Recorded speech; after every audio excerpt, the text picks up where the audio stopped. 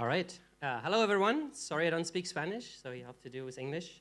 German would be fine as well, but maybe that's a bit harder even. Yeah, I'm going to talk about my games. So basically what I'm doing now, I've brought two of them here. We can try them later. I think we'll have some time after also, so you can try them if you want.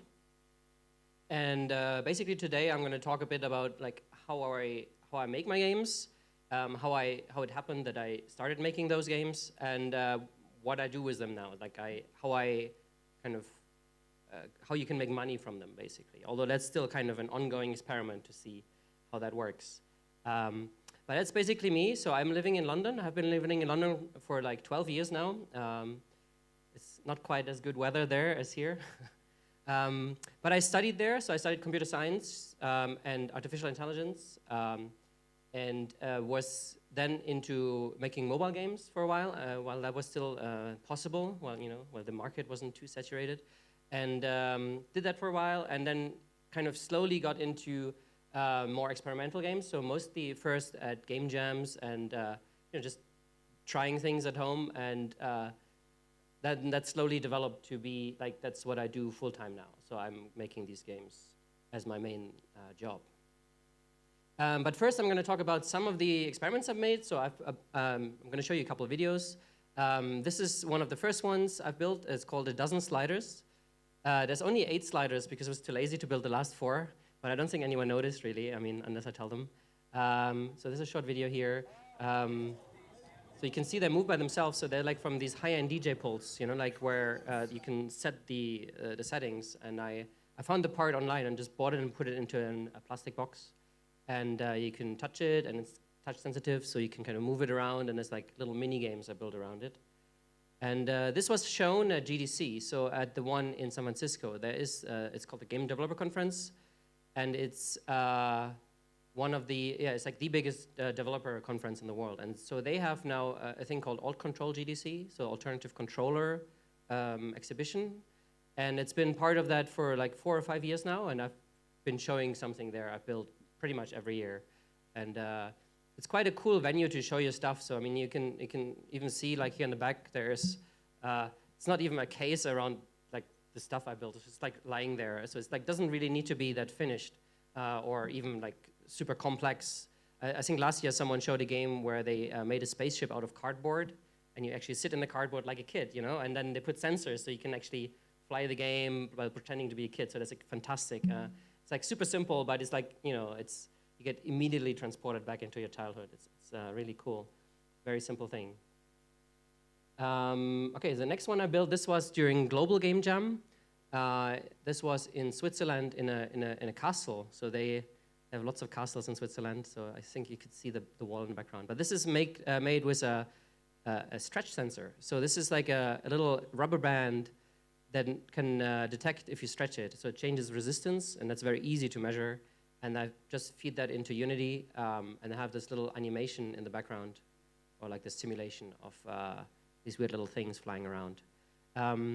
Yeah, so this is also quite interesting. It's like I posted this on Twitter, and it was really well received. So like one of my most famous or favorite tweets. So like it's got a couple hundred retweets. So people really responded well to it. However, the game doesn't actually play very well. So it's like when I give it to people, they always do the wrong thing. So they always kind of lift up, the game. It's like it's obviously I don't know if I can play this again. Yes, maybe it has to do with the presentation as well, right? But it is it doesn't play very well, and it doesn't really. People don't understand they can pull, and they don't understand how far they can pull. So like people would kind of snap the rubber band. So it doesn't really translate well into like an experience you can kind of show somewhere really. But it's also part of the experimentation, right? So I do a lot of those experiments without any goal of having it like released somewhere or finished or sold. It's just trying lots of things. I mean, I guess it's like in normal game jams as well. So it's like trying things. The same with hardware. So this is a game I built last year. It's called Schrödinger's Litter Box. It's about finding an invisible cat in a litter box, or like somewhere, I guess. And there's like a touch panel there. So it's like a touch screen without a screen, basically. And we built this glove with vibration sensors. So when you get close to the cat, it starts vibrating, like purring, basically. And then finally, if you find the cat, it starts like vibrating very strongly. And we built this little LED strip just for the audience to see what's going on. So yeah, we found the cat. And this was actually made on a train. So this is Train Jam. It's a game jam on a train going from Chicago to San Francisco. So this is a fairly long distance. It's 5,000 kilometers. So the train goes for 3 days, like 52 hours, I think. This is like a little making of. So these are the vibration sensors. But it's a really cool game jam to do things, to make games. So if you ever go to GDCs, this is always in front of GDC. I would highly recommend going on this train. It's also, it goes through the American countryside. It's really pretty. It's kind of distracting as well, but it's still fun. Yeah, this was filmed at night, so like when there was no distracting outside, so it's like got all the work done. Yeah. So this is probably the most dangerous game I built. This is Knife to Meet You. It has a knife on a motor. This is a French kitchen knife. And this was made with 3 friends at a game jam as well. And one of the friends had, he brought this knife from his kitchen drawer. And I want to say it's planned, but it just so turns out the knife isn't sharp enough to cut through skin. So it's, so the game actually is like, it's cooperative. You play against the computer, and when as many players as possible need to press their buttons. And so if you press 2 or more, then like a bar fills up. But obviously you don't want to be hit by the knife. And the knife also has a touch sensor, so like it notices when it touches skin and then starts cutting, like you see there, and there, and there. So it's kind of painful, but it's like more like annoying than harmful. So it's like an experiment, maybe like playing around with pain, the perception of pain mostly. But like you as an audience, you have no idea how sharp this knife is and how much it hurts. And so it is kind of unpleasant, but it's not really dangerous. But you don't know that, and that's kind of an interesting thing to explore. There's not too many games that do that. So there's like the Pain Station. Maybe you've heard of that one. That's like also like cooperative, versus, and like the longer you play, the more you get punished for doing things wrong. That's, I think, an exhibit in Berlin, so if you ever go there, it's a cool game to play. Another game I've been building is called Baumgarten, so that's also done here. Maybe I can switch it on actually now. So this is like, you see it in action. It's a series of springs that have touch sensitivity and vibration sensitivity. And this is kind of I built it as like a kind of platform for different things. So I'm still exploring what I actually want to do with this. So I have like some games, like you saw in the beginning, it's like a twister game, but with your fingers. So like each player has a color, and you're trying to reach all the colors of your own color. This is just like a free play mode where it's like some audio feedback going on, and it's like a little, like a finger walking mode where you kind of walk around and you're trying to avoid like these red obstacles. Yeah, that's kind of what I'm working on now. You can have a look at it in a minute, and maybe we'll switch it on now. So I'll just unplug this other game. 1 second.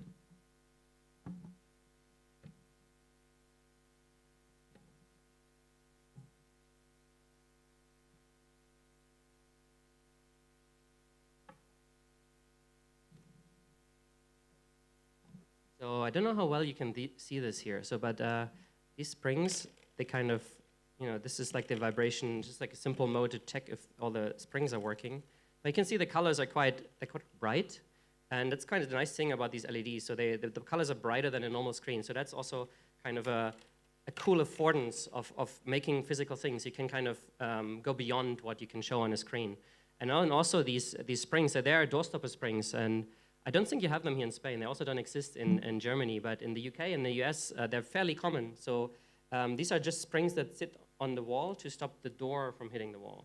And for some reason, there are springs. I don't know why, but it's quite fun. So all people, that have grown up in the US and the UK, they have this memory of playing with them as kids or as babies. Like you all go brrr, and like if they're on a big wall, they sound even better. But so this, for them, it's kind of, oh yeah, I know them from when I was a kid. So it's like even more playful. But they're also quite shiny and metal, and so the light actually reflects really nicely off them. So there's actually kind of, it almost looks like they're lit up by themselves. So kind of really like this effect. So kind of want to play with this more. yeah, so I'll switch it on properly later, and we can maybe have time to play a few handful of games of that. Yeah, so this is, I've been making this for like maybe 6 months, no, maybe like 8 months now.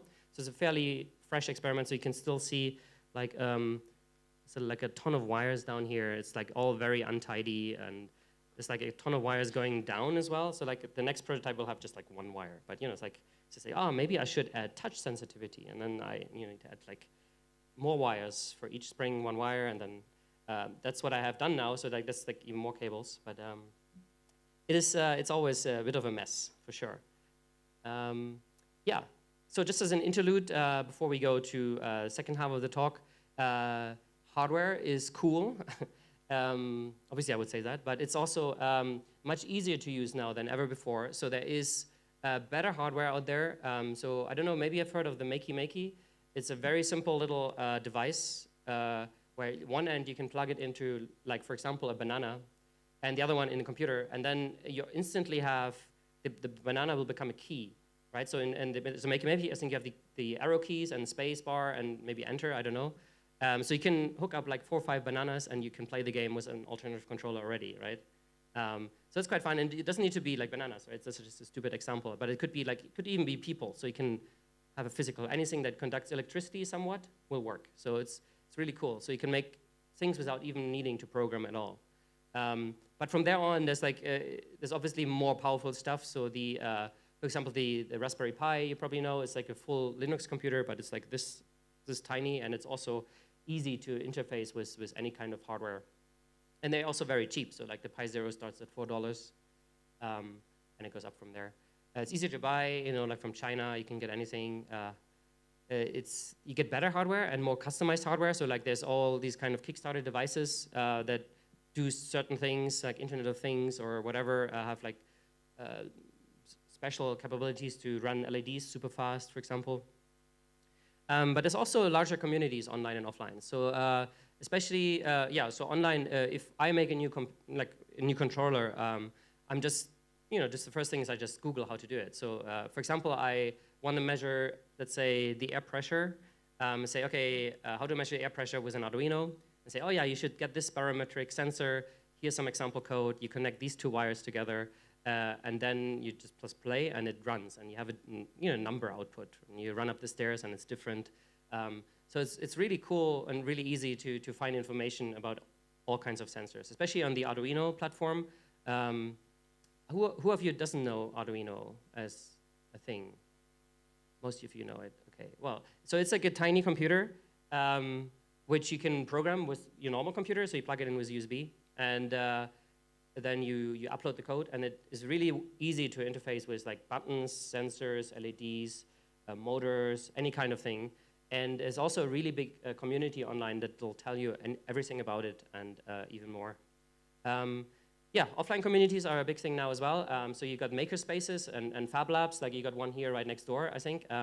So I usually work from the maker space in London, which has all these laser cutters, 3D printers, a wood workshop, metal workshop, and most importantly also people that really help you out with any of the things you don't know. So I never learned any of the hardware stuff like professionally. So I don't have an electrical engineering background or anything.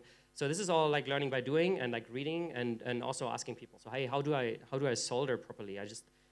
So far I was just holding things together and it wouldn't quite work. But then obviously it's like people there who know what they're doing, and they're usually very happy to help you out. And yeah, now I'm an expert solderer.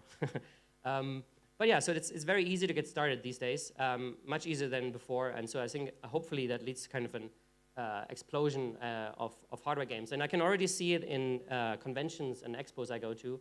There's a bigger and bigger presence of these hardware games. I mean, mostly it's kind of people like me, like experimenting with little things. So it's not necessarily a commercial thing.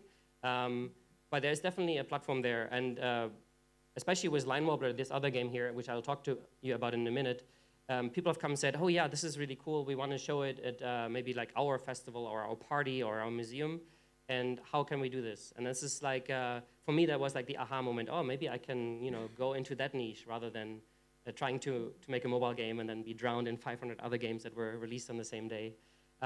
So this is kind of also the reason why I'm still doing this. So it's like, first of all, I mean, I really enjoy it, but it's also a much less explored niche to go into, to kind of make your own mark, basically, and have something shown. Yeah. Okay, just briefly about like where these games are made. I mean, there isn't really like a central location. As I said, you can make them at Game Jam. So this is again on the train jam. So this is like my little box of hardware. So usually when I go to a jam, obviously on a train you can't really buy new hardware. So you need to bring stuff. And I usually have like this box of random things that I usually buy in advance. I mean, they're very cheap things. Like each sensor is like less than €1 usually. And I bring them along just in case. And then I figure out something on the train. It's like maybe depending on the theme of the jam, saying, oh, we could make this as a game. And it doesn't even need to be a full game, right? It could be just a controller for a Unity game. And then you have the rest of your teammates working on Unity and making some cool game. And you just make a little controller. Like maybe you want to have something that has wind control. So like you say, oh, I want to blow into this, and it should somehow measure it. And then obviously you just need a little microphone, and that's very easy to build. You could probably even do it on the computer itself, so you wouldn't technically need a hardware controller. But yeah, you can see, like, for example, here is actually this is the rubber band I showed you earlier. So I think this train jam was before, so I still had it like in this pack and just brought it just in case. There's a little LED screen here, OLED screen, like it's 100 pixels by 50 pixels. It's tiny. It's like a distance sensor, so it can measure distance like from 2 centimeters to 5 meters or something. A movement sensor, like the ones you have in your house to switch on the light when you walk in. That could be a cool stealth game or something. Then these LED rings, if you want to show stuff. And then, yeah, down here is like the Arduino. So this is like one of those really small computers. But they're pretty cool. All right, so enough about this in general. So now I'm going to talk to you about Line Wobbler. So this is a game I've built 4 years ago now. And it's, I think, by far the most popular game I've built so far. It's probably maybe also one of the simplest. So maybe that's also aided its popularity. So just a quick question here. Who of you here doesn't know what Line Wobbler is? I mean, it hasn't been around too much. A few. Okay, I have it here. So I'll switch it on now, and I'll show you a demo. And then later we can try it as well. And if you're coming to the Be My Human party on Saturday, both of those games will be there as well. So that's a good opportunity to show them in like their like real habitat, like like at a party, have a beer, and then play a game. It's good fun. So let me just put this down.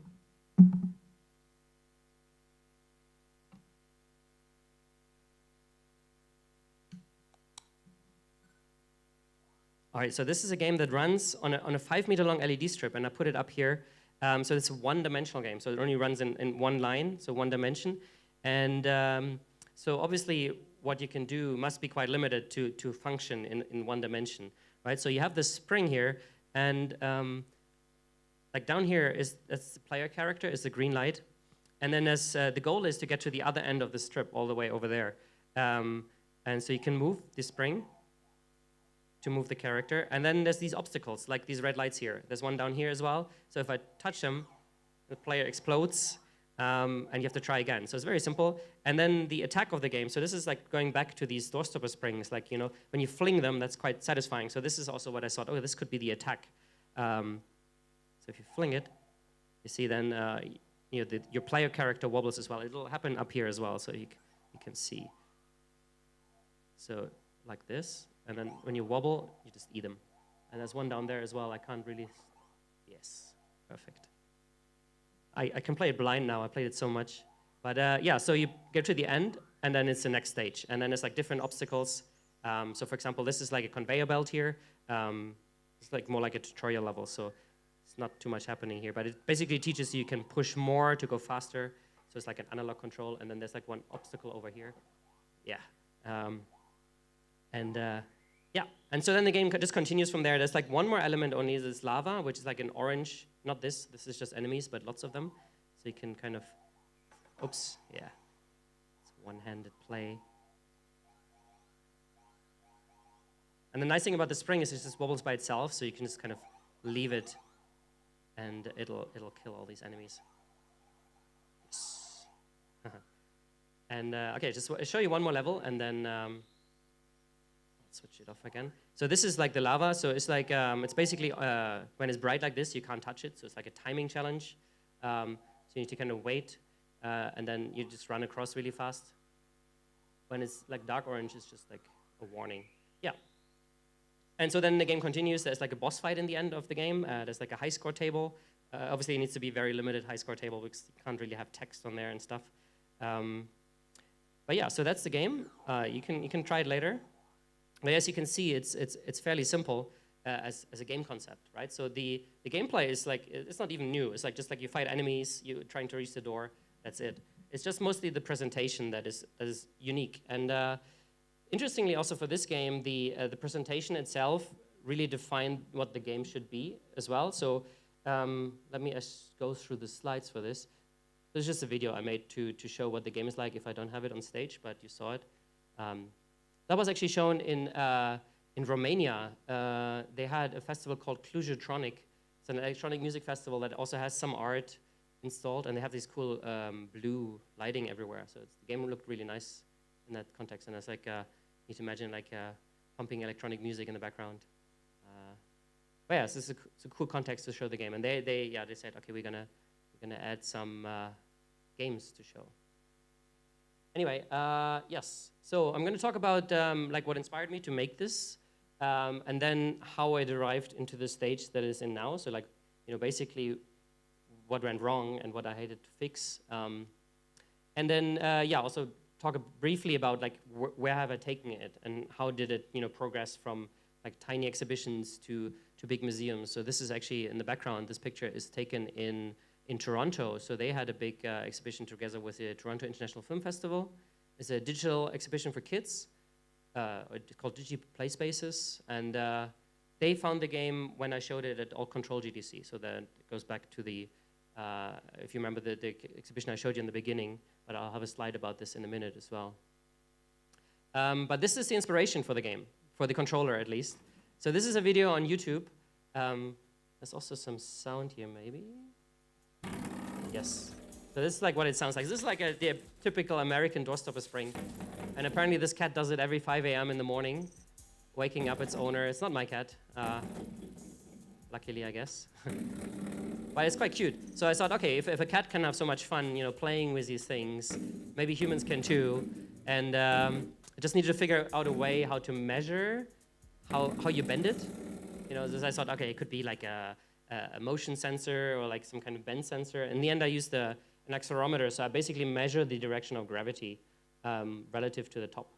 So like if you bend it this way, like it'll move, and that'll give me the direction. But yeah, so this was the initial inspiration for the controller. So I had the idea for the controller, but I didn't quite know what to do with it. So obviously it can be a joystick, but what else? So then at this game jam I went to like 4 years ago in Denmark, they had lots of hardware as well in a box, and they had like one of them was an LED strip. So a friend of mine started playing with the LED strip, and I said, oh, okay, maybe I can use the spring on the LED strip. So the first thing I tried is like just getting the readings out of the sensor, and I put like a little dot on the screen just to see if it measures correctly if I go forward and back. And then when you kind of shake it like this or you wobble it, the reading goes kind of crazy a little bit. So it's like kind of fairly. It shakes back and forth, and also the dot shake back and forth. So it's like, oh, it looks kind of violent. If it's violent, maybe it's an attack. If it's an attack, maybe I need to have enemies. So it's kind of, these limitations kind of led to the game itself. And this is just like the typical instruction sheet I have with it. So it's like, red is bad, they're enemies, green is good, that's you. So it's like, if you only have an LED strip, you need to really think carefully about what do you present to the player, how do you make the player know what's going on. So it's like a traffic light, it's like, color scheme. Orange is somewhere in between, and red is bad, and so on. And so this is kind of what I talked to you about already. So, but it's like these limiting characteristics from the spring. That's exactly what the game uses, and like it's it always happens. Like if you wobble, like the attack doesn't stop. So like the attack goes on forever until you stop like wobbling the spring. So it's kind of like a one-to-one from the controls to what happens in the game. And also when we built this, actually the sensor was much more precise than I thought initially. So initially I thought, okay, maybe I can measure forward and back and that's it. But you really get like almost like an exact degree reading of like how far you bend it. So like you can really make it precise. And if you have a precise control, you can also make the game harder because like, you have a higher skill ceiling.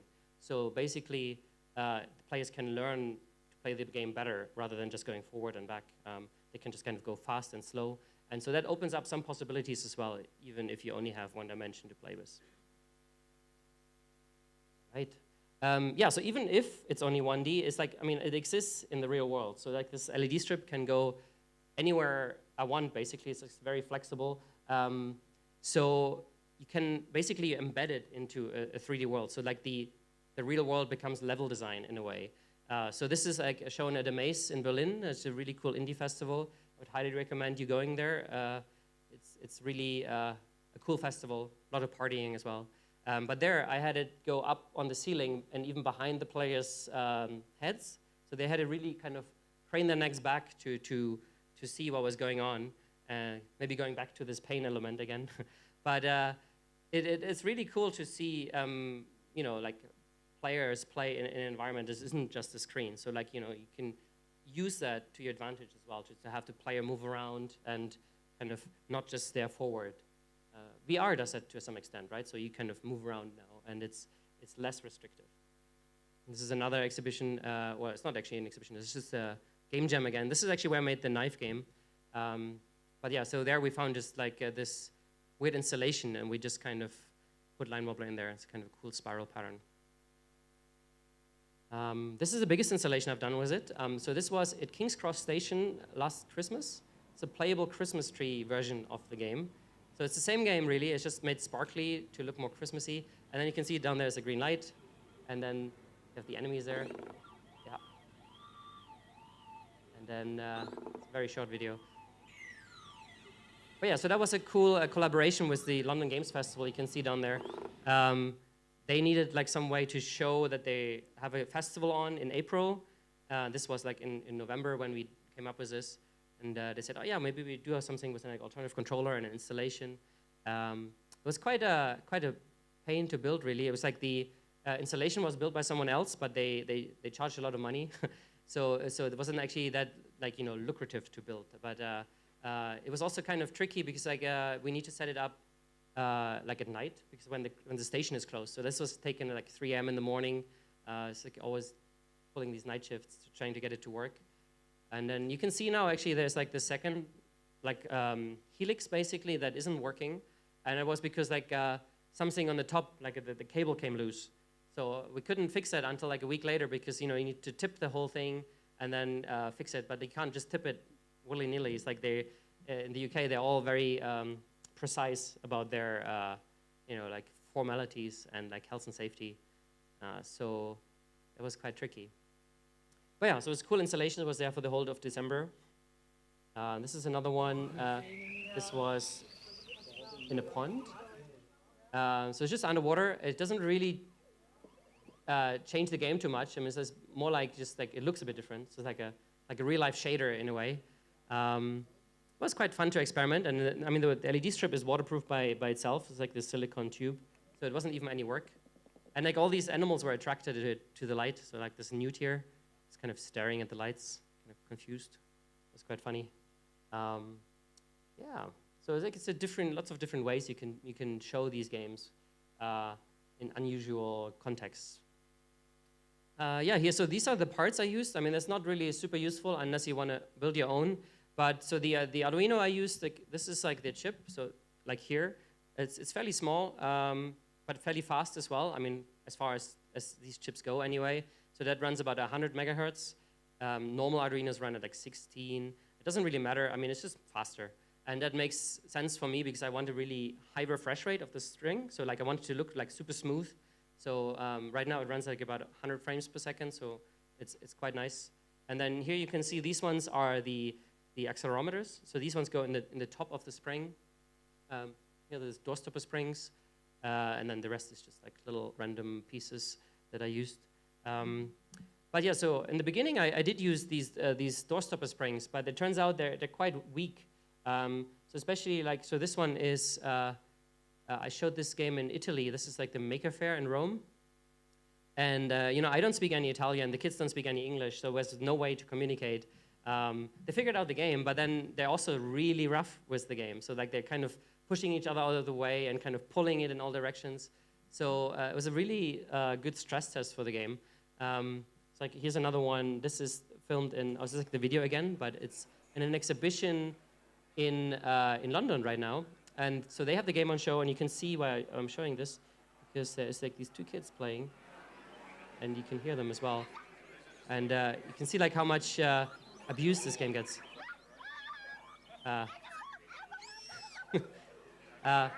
So yeah, as you can imagine, it broke all the time, and it's like a pain, especially if I have it set up in a nice location, and then you get these emails in the morning, hey, Line Wobbler is broken again. What do we need to do? And I need to run over there. So there was a lot of iteration involved. I mean, like it's basically bug fixing for hardware. So it's kind of, you have double the trouble. Basically, if the game crashes, you don't quite know if it's software or hardware.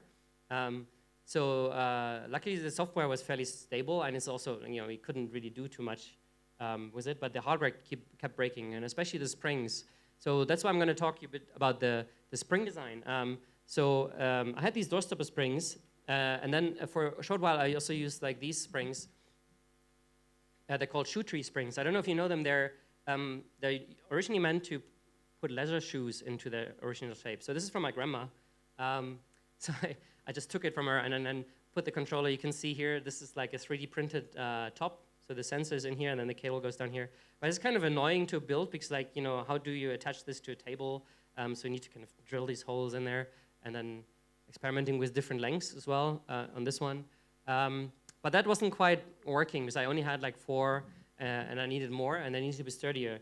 So I basically needed my own spring.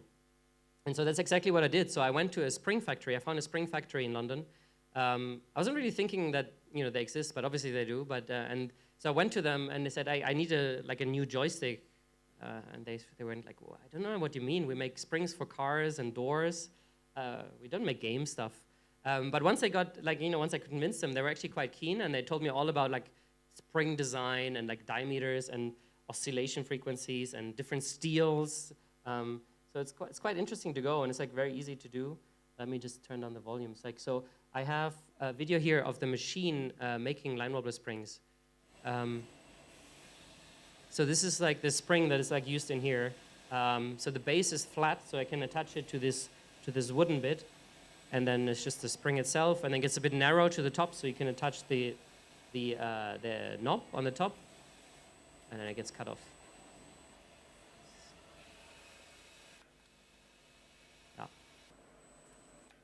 So you can see actually here in the background as well, I said there's like a big computer setup. And that actually is also most of the cost of making these springs is kind of setting up the computer. But if you make enough of them, it kind of works out. So like, I think when programming the computer costs about costed me about 100 euros, but then each spring is like €1, right? So if you make 100 springs, it works out to €2 per spring.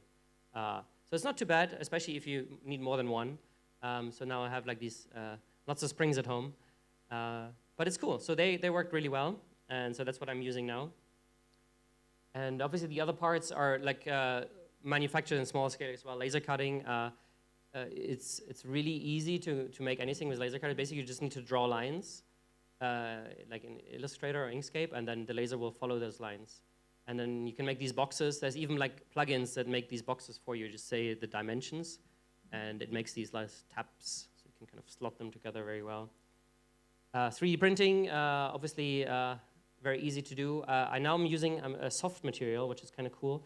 So it's like it's called Ninja Flex. So it's like flexible, because like I found when people would play it, they would kind of injure themselves when they had the hard material, the normal plastic. We say the knob would kind of hit their knuckles, and it's like a bit violent. And I mean it's all right, but I guess when kids play it, you don't want to have them cry or anything. So it's like cool materials you can use, and that really helps making a game quickly and easily. So here is the Hackspace cat. So it's like a cat living in the Hackspace. It's playing with the LED strip with the light. At some point, I want to put some catnip in the controller, so that one cat plays with the controller and controls the other cat running after the LED strip. I think that would be quite cool. But yeah, that's good fun. But yeah, so just briefly about like where can you show those games, right? So there is a variety of different places. And so this is actually, again, at this alt control GDC. So you can see the sliders in the foreground. That's like my game. and then a lot of like little other games. Like this one is like just like a briefcase with buttons, and you kind of need to solve the puzzle. It's a bit like a kind of escape room style puzzle. And I don't really remember. You can't really see any of the other games here anyway. But there's like a lot of variety of different games, and this exhibit has been growing for the last 5 years, so it's kind of been getting more popular. A lot of people say that's like their favorite bit about the whole of GDC. So it's like a lot of visitors, and a lot of important people come by as well, and like game designers give critique on your game. So it's really cool to go and show your stuff. But so there's like this thing called the exhibition progression. So it's like basically you show your game, like your hardware game, first at like very experimental places. So Alt Control again, a Maze Festival in Berlin, which is great. There's this thing called Fantastic Arcade in the States. I think that was just like last month. And you can show it in like normal game shows as well. So they're now much more receptive to these kind of games. So like EGX is Eurogamer Expo. It's based in the UK. Gamescom in Germany, it's the biggest consumer expo in the world. They have some hardware games. And I also showed Line Wobbler at the Tokyo Game Show, which was really cool.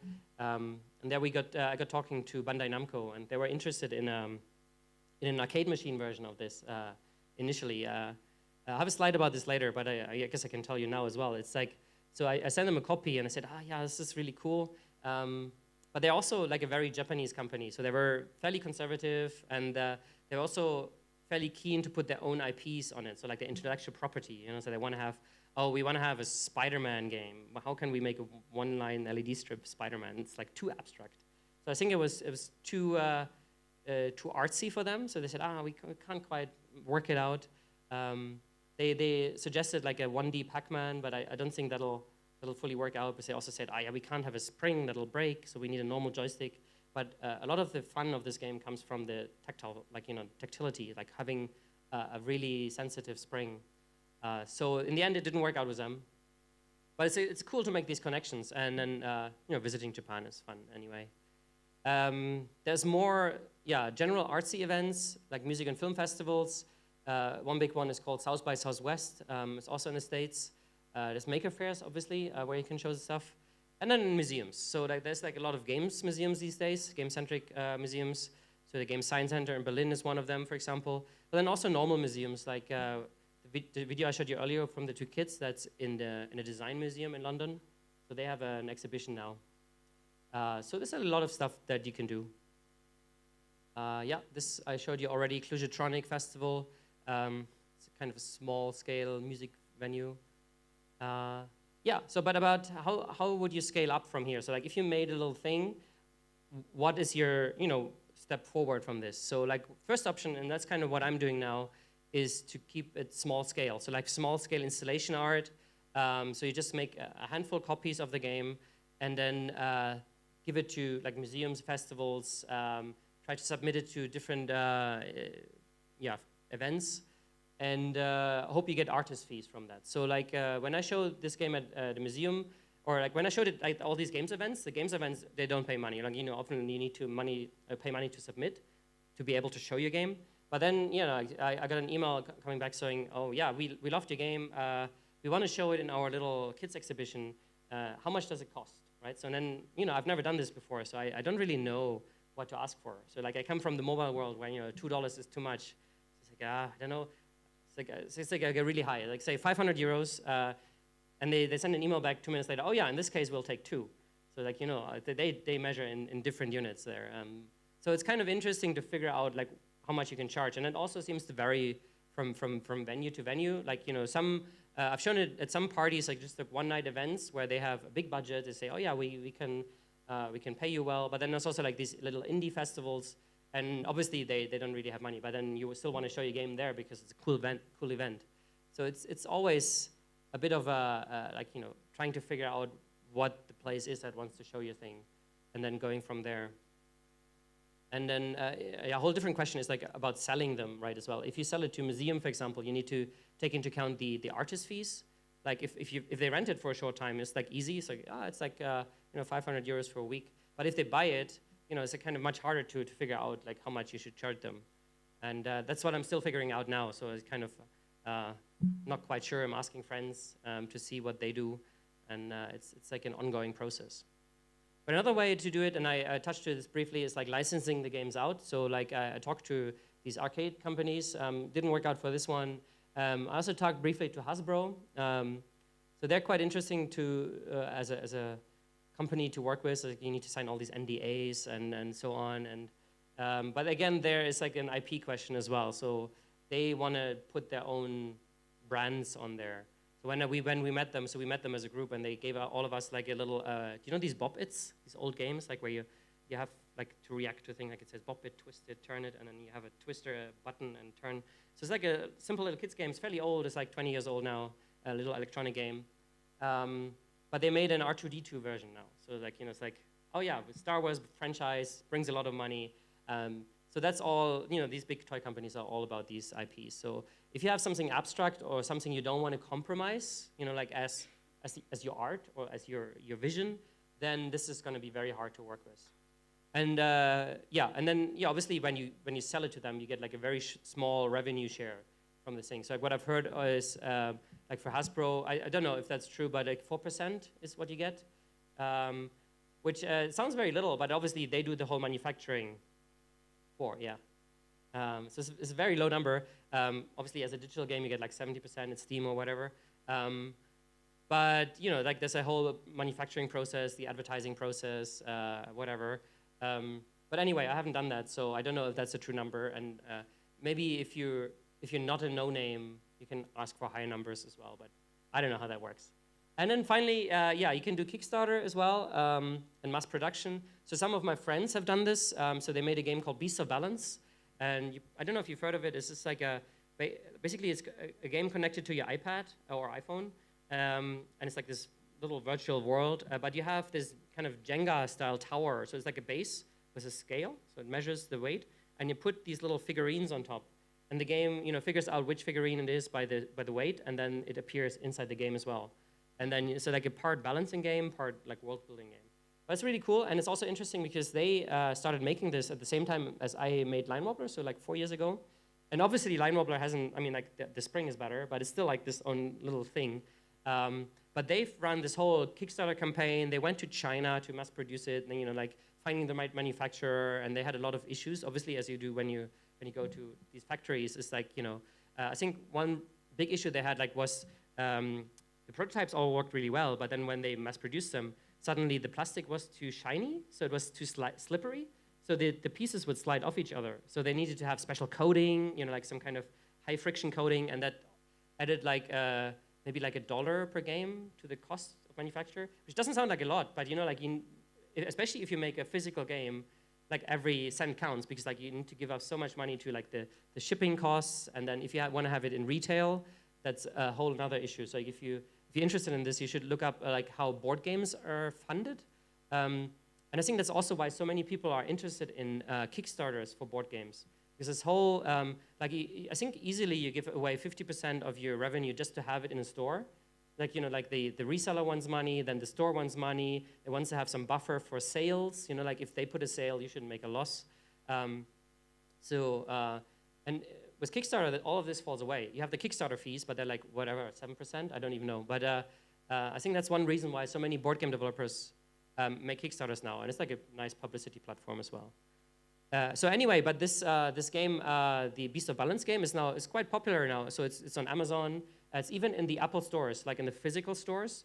And they don't have much third-party products. They have maybe the drones, but then it's just iPads and iPhones. So I think it's a really big thing for them to have it in a store, especially in a store that caters to rich people, basically. So so I think they have been doing really well, but it's like a whole different mindset. Like you have a really strong business mindset.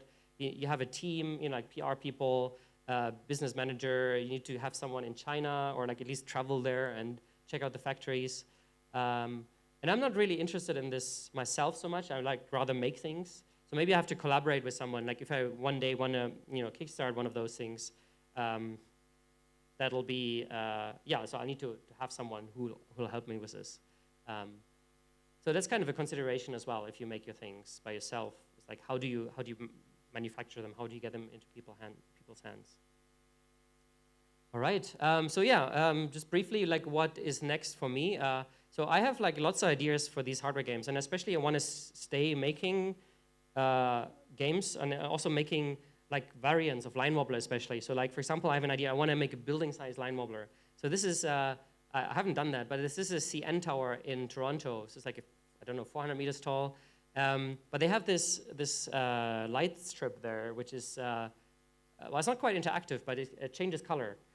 So we actually managed to contact them at one point, but it turns out this system they have to change the colors is really archaic. So it's really old because this is massive setup from, and I think how it works is like you give it a picture, like a PNG, and it reads it out line by line and shows one line per second. So it's like really static. I mean, you can have animations, but like they're like pixel by pixel. So, and then, 1 frame per second isn't exactly nice if you want to have a game, especially if I have 100 frames per second now. So this probably won't work out, but I've been looking into laser projections as well, so like having some lasers go up random buildings. So you can do it more as like a rebel thing, so I'll just like set it up in the evenings and have play on random buildings. That could be quite nice. So yeah, so that's a thing I'm looking into. And then light festivals as well, they're everywhere. I think they exist also here in Madrid, right? This White Nights, is it? And so there's like installations you have there. So I want to submit a proposal or whatever. I don't know, I haven't figured out how it works. But I want to have a thing there, and it's, like with these LED strips, you can build cool structures and outdoor installations. So that's something I'm looking into, and obviously that costs a lot of money, so I need to figure out how to find funding for those things. I think light festivals usually pay as well, but the fees they pay aren't really high, so you can barely build a thing from that.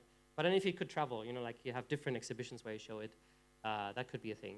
So that's what I'm looking into now, and then obviously I'm going to work on Baumgarten a bit more, seeing where that goes, and then making mutations of Line Wobbler, like a multiplayer version, like a branching version, lots of different things. I'm actually, I'm talking now to another arcade in Los Angeles, and so they have the game, and they said, okay, we want to make an arcade machine version out of this, so like a one-off.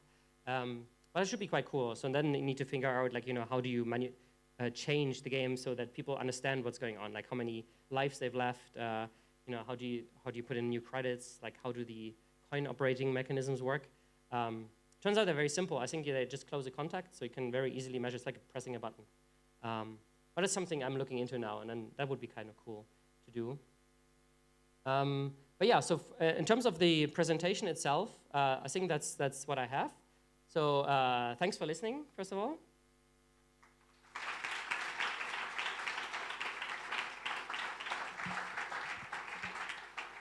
And so, yeah, we have a fair bit of time left, I think. So I don't know if you want to do questions or how does it work. So if you have any questions, do we need the mics for this, or right?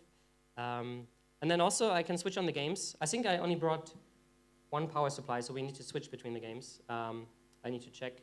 But I think maybe after the questions, you're welcome to try. I don't know, if that fits with the time? Yeah? Perfect. Yeah. Right. Vale, si tenéis alguna pregunta y no queréis hacerla en inglés, podéis hacerla en español y se traduce, ¿vale?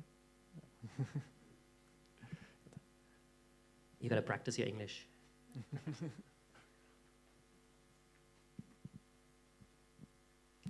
Okay. How do you get the input from the hardware to Unity? Okay, yeah. So there's several ways to do this. One way, so like when you program these Arduinos, one thing is like how you measure, like how you debug them, basically, is you have a serial input and output. So basically when you connect them and you have your little programming environment, you have a text window and you can put in the code, write hello, and then whenever you press the button or whenever, it says hello and you can read it on the screen.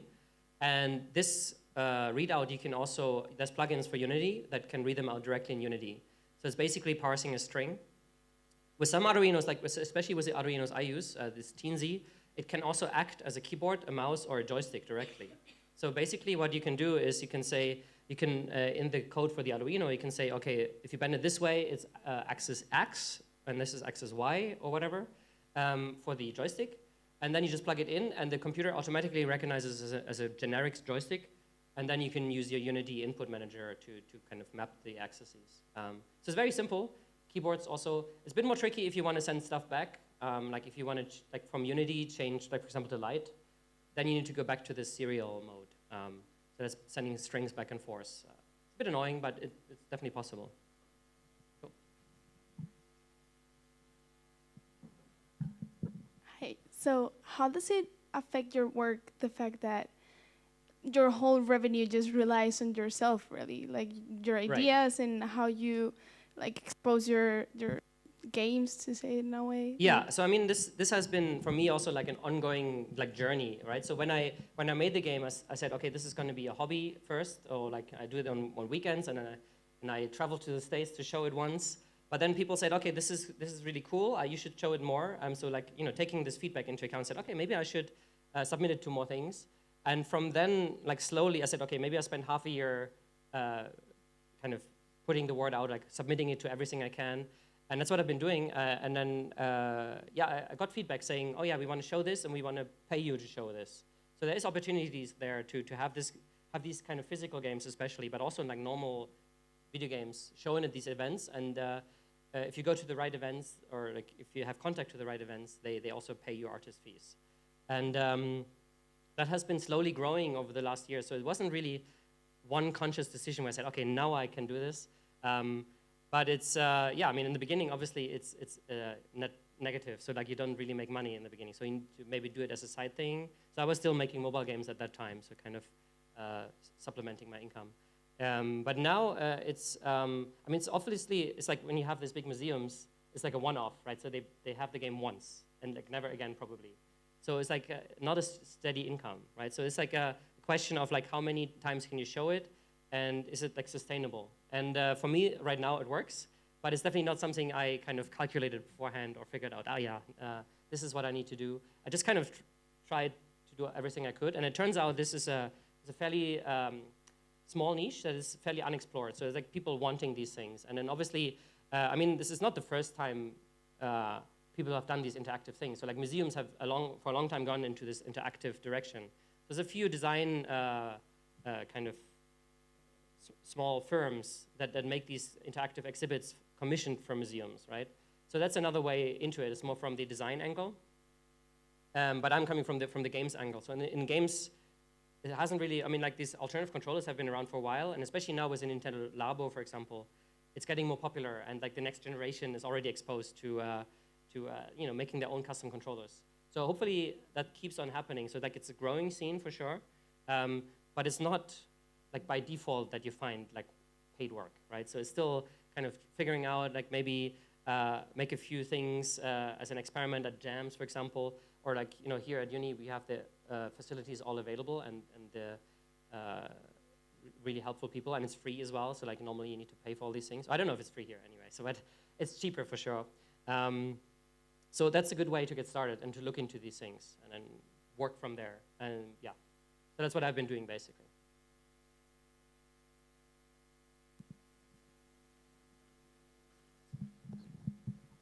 Hi, I got two questions. One is, how often do you make stress tests before showing the game to the public? So usually I just do it at events. So often I have two copies of the game with me. So I have a backup copy. And then, especially if it's a one evening event, like especially a small event, like maybe I show it to my friends in the pub first, right? So it's like not really an event, but it's like, it's kind of stress testing in a way. But I don't have like dedicated sessions where I say, oh, now I'm going to destroy this thing and just trying to rip it apart. Maybe I should. Maybe it's a good thing, but then it's like I'm maybe too lazy, or I don't really want to damage the stuff. But usually it's fairly easy to see when some things go wrong. Like also not only with the stress testing or like the stress of the hardware itself, but also like how do people understand what they need to do. So for example, in Line Wobbler, actually, one of the first things I noticed, like the idea was people kind of fling it like this, and that's the attack, right? But it turns out like people don't like to let go of their controllers ever. So they grip, and then even if I tell them, no, you need to let go, and they don't. So they all shake it like this. And so I said, okay, should I make it impossible to shake? Like it can maybe distinguish the signals. But then I said, okay, maybe it's just fine, and like, if they want to shake it, they can shake it. But then in some levels, it's actually easier to let go. So it's kind of nice in that way as well, where you can learn the input over like different times of playing, saying, this is actually easier. So it's kind of a nice aha moment for the players as well. But yeah, so this testing is definitely important, but I don't have like dedicated testing sessions. I just kind of, now I always have a backup, so I learned this fairly fast. Otherwise, you just need to put out of order, so frowny face on it, and that's it. not as much as you can do. But like, when you show these things, like people understand that these things break. So like when I talk to museums, I'm always like, I'm sorry, it's broken. And so, I'm so sorry. It's like, and they say, oh, no, like the other things break way more often. We're used to this. So it's a normal thing, right? So that things break. But then, yeah, if you know how to fix them, that helps. Or like you can send them spare parts or whatever. So, yeah. And the other one is, how do you rely your jobs when you work as a team? I mean, you say, for example, in the train jam, Yeah. It's like everyone makes a little bit of everything, or do you just... Right. So it's a bit tricky to split the work, especially if you're doing hardware stuff. But it's a bit, I mean, it's not super hard to do, but it requires a bit of like teaching. Like especially like if we would work together, right? And you have never done hardware stuff, it takes a while for me to tell you like, oh, you need to install this Arduino environment, and then this is how the code is written. To talk to a button, you need to this command. I mean, it's a very easy command, but you still need to somehow learn the steps. So usually what I do is like, either I do is like, I'm gonna make the controller and you guys make the game, and this is like the input I can give you, maybe like a number between 0 and 100 or whatever, or like joystick input or key presses.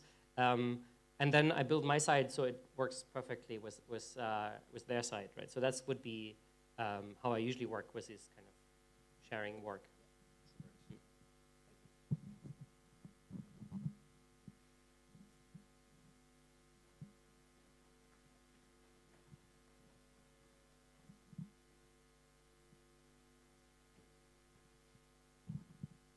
Well, you also can use like the idea of the LED stripe to make like a photograph, light points on 360 degrees, for example.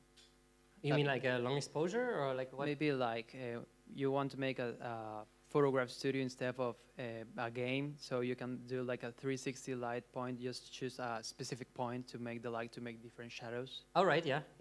So I mean, if you wanted to make a different product, you mean? Yeah. Yeah, exactly. Yeah.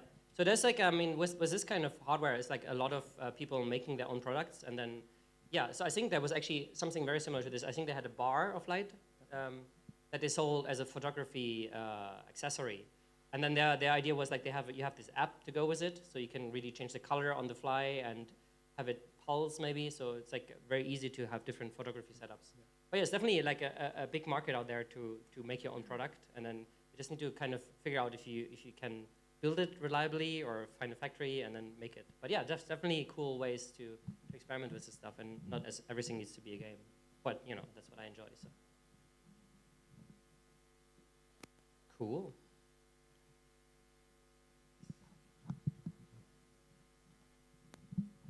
Hello. I'm glad I'm seeing you very confident about this product. But I'm curious. When you first came out with the idea, did you think it will have like this reaction? You know, everyone loves that, and you know the colors, and it's beautiful. Yeah, no, absolutely not. I mean, it's also, I mean, it's not the first thing I built. So I built a few games before. I showed you some of them. But yeah, it's also interesting to kind of try to judge the response from the audience. So like sometimes you go, this is nice, it's a cool idea, and then they walk to the next. Maybe it's good, but it's maybe not good enough. Like maybe it's just like a weird novelty rather than a cool game in itself. And yeah, with this one, I kind of found, okay, maybe people like it, but I obviously had no idea I would still be doing this now. So it started as a hobby thing, and I intended to keep it that way. But I mean, the thing is, I've seen your website, and you have like a lot of events right there. And I don't know, did you expect to be this big in that sense? Like you like going forward, you mean? Yeah. Right. So I mean, obviously, it's tricky to figure out what's going on, right? So like this, I mean, it's maybe like an exceptionally good game, that Line Wobbler, and so maybe the next game I make, or like this one, isn't quite as good.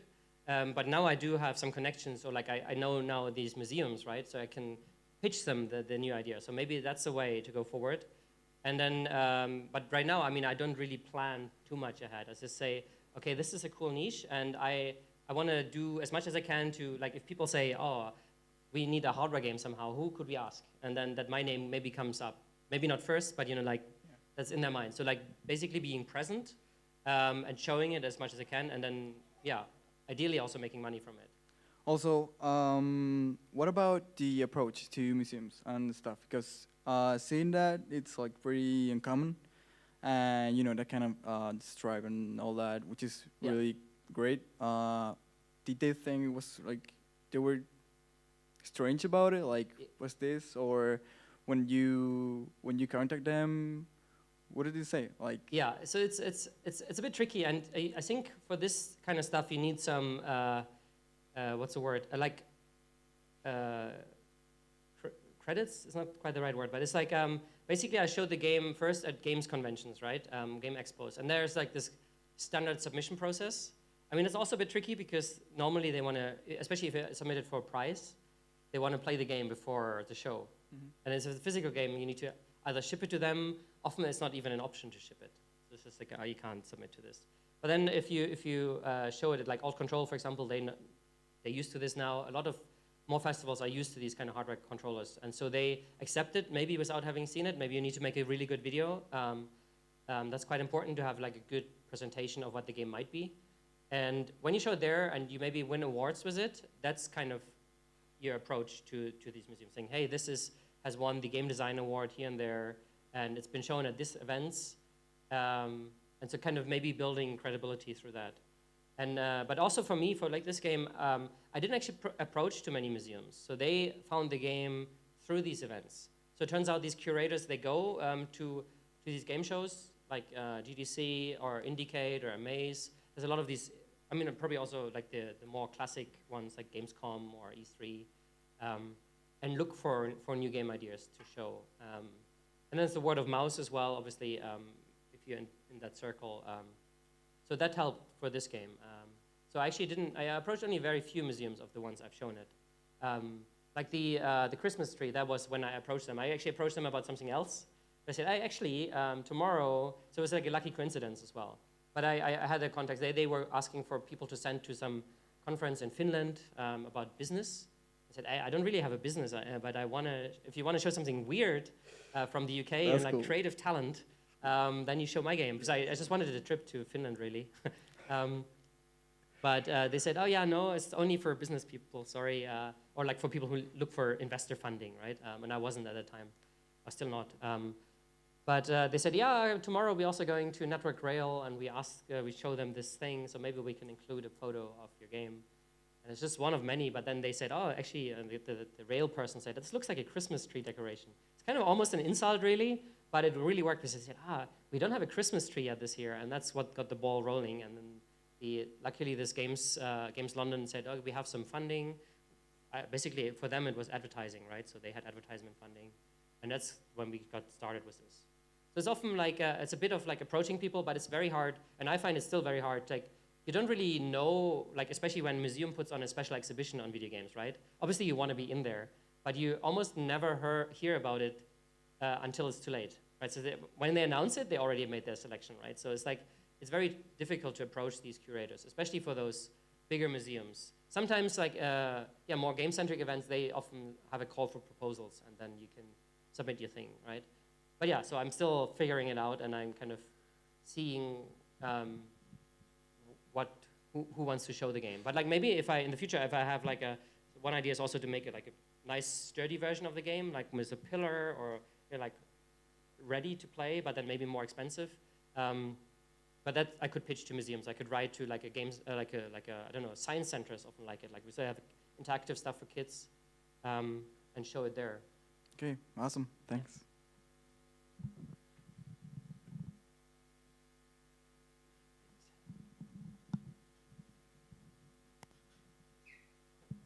Hi. Hey. Coming from a mobile games background, are you worried in any way about protecting your ideas? Do you want a patent? Oh, that's a good question. Yeah, there's no patents on this, and it's also very tricky to get patents. I mean, I have only looked into this briefly, but I don't know how it works here. But I looked it up on a website. I think it might have been an American website, but they said if you want a patent on anything, you can't show it publicly beforehand, right? So it can't be in the public. I don't know. Public domain wasn't the word they used, but you know what. Some word. But so if you have a YouTube video that is set to public, I think that might already be too much. So you already need to file your patent before it. And and it's also expensive, right? But you don't really know unless you show it publicly or to to a lot of people, if the idea you have is actually good, it's like you have this, it's like you really need to show it before you can judge, or at least that's true for me. I can't judge my own games. I say, oh, maybe it's cool, maybe not. But then when other people see it, then that's when I know. And that's already when it's probably too late to patent it. And then obviously, like, software patents are a bad idea altogether, and it's like really not quite possible. It's very easy to change the code. So you can't patent the software. So you could patent the hardware maybe. But then, a lot of those things have been made before probably. So like, I mean, I don't think I'm the first one to make a spring joystick, right? And in fact, I probably should look up patents if I'm breaking one, right? But so that's not a thing I've done, and that's always the threat that someone will just clone it somehow, right? So, but it's the same with a video game. And for me, I try to combat it just by being present and show it as much as I can myself, so that people know. So your name is attached. Like you use your name like a shield. Yeah, people in a way, connect the product to you. Okay. Yeah, and I don't know if it'll really help if like some Chinese company does make it. It probably doesn't, but then at least like maybe I get like pressed to say, hey, these guys copied Robin's game. Those assholes. I don't know. Okay. But I don't know. So it's for sure a risk. Yeah.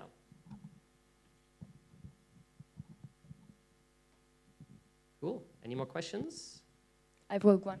Did you ever discard an idea of a game, and why? I mean, lots. But it's so it's always easy to try these things. So like I usually work from the ground up when I design these things. So I start with an interaction, right? So like with the spring, it was like the movement or the wobbliness. Then you saw the rubber band. So I had the idea to use that sensor first, and I'm trying to build a game around it, right? So that, I mean, it's only one approach. Another approach might be have a game and then see what weird controls you can use, or maybe build it in your game ideation process. But for me, it's definitely like a bottom-up approach. And then often there isn't a game, right? So you can make a thing, and it's like, well, it looks cool, like with a rubber band. It's like a nice little trampoline thing, but that's not a game, right? I mean, like maybe that's not enough for me. So then, or maybe the interaction doesn't quite work. So like it's kind of cool, but like, for example, these distance sensors I showed you, they're also very flaky. So sometimes they lose the signal and it goes up to infinite or zero, and then it's like, it doesn't feel fun, and it's like the leap motion. I don't know if you've tried it. It's quite accurate, but it feels like you want to grab something. It's like it's neat, but yeah, it's not for me. So yeah, definitely I try a lot of things, and then most of those things don't see the light of day, or it's like I try them once and it's kind of nice, but then maybe make a little post about it online, a how-to or whatever, and then it's the next thing. But I think it's a very important part also this discarding of things, like not hanging on to everything, just like just trying lots of things, and then maybe taking some things you learn forward and making new things. So for sure, yeah.